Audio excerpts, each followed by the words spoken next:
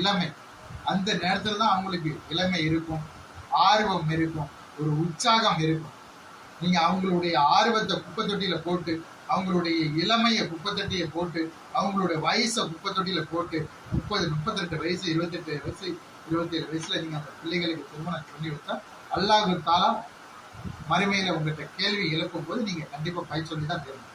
அதனால இந்த பதிவை பார்த்துக்கிட்டு இருக்க யாருக்கு வயது கடந்தும் இளமை கடந்தும் திருமணம் பண்ணாம வச்சிருக்கீங்களோ அந்த பிள்ளைகளுக்கு விரைவா எங்களை மாதிரி ஒரு நல்ல சேவையை பதிவு பண்ணி அது நிச்சயம் பண்ணி பிள்ளைகளுக்கு வாழ்வை ஏற்படுத்தி கொடுங்க. இந்த பதிவை நான் ஏற்கனவே ஒரு பதிவை நான் சொல்லியிருக்கேன். வரதட்சணை சம்பந்தமான ஒரு பதிவை ப்ளீஸ் நீங்க எனக்கு சப்போர்ட் பண்ணி அதுக்கு நீங்க இந்த பெண் குடும்பத்தாருக்கு ஹெல்ப் பண்ணுங்க. அதே மாதிரி இந்த திருமணம் பண்ணாத பிள்ளைகள் நிறைய பேர் இருக்காங்க. பாவம் அவங்க சமூக வலைதளத்துல நாம குடும்பத்தார் பண்ண மாட்டாங்கன்னு சொல்லி பாவம் அங்கெல்லாம் போய் உரையாடிக்கிட்டு அங்கெல்லாம் வீடியோ போட்டு வராங்க. அவங்க தப்பு பண்றதுனா சமூக வலைதளத்துல அவங்க பதிவு போடுறாங்க, சினிமா ஸ்டேட்டஸ் போடுறாங்க. மற்ற சமுதாய மக்கள்கிட்டலாம் அவங்க உரையாடிக்கிட்டு மதமாற்றம் ஏற்பட கூட வாய்ப்பு இருக்கு.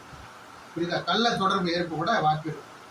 புரியுதா? அதனால தயவு செய்து அந்த பிள்ளைகளுக்கு 22 வயசு ஆயிட்டா உடனே எங்களை மாதிரி ஒரு நல்ல திருமணத்தை எங்கிட்ட கூட நீங்க பண்ணுங்க. நீங்க எங்கிட்ட திருமண தகவல் மையம் சொன்னால இதுல தமிழ்நாட்டுல ஆயிரக்கணக்கான திருமண தகவல் மையம் இருக்கு. ஆனா அவங்க எல்லாம் ஒரு வருமானத்துக்காக தான் அந்த திருமண தகவல் மையம் நடத்துவோம். இப்ப நாங்க திருமண தகவல் மையம் நடத்துறாங்கன்னா உங்ககிட்ட இருந்து வர்ற வருமானத்தை வச்சு 4 பேருக்கு நல்லது செய்யறோம், 4 பேருக்கு உதவி பண்றோம். அப்போ உங்களுடைய பணம் ஏதாட்டு ஒரு நல்ல சேவைக்கு போகுது. அதனால தயவு செய்து ப்ளீஸ் இன்னொரு வேண்டுகோள், 3வது வேண்டுகோள். 2 வேண்டுகோளை நீங்க இந்த வீடியோல பார்த்திருக்கீங்க. 3வது வேண்டுகோள் என்னவென்றால், நீங்க யாராட்டும் எங்கேயாட்டும் பதிவு பண்ற எழுந்து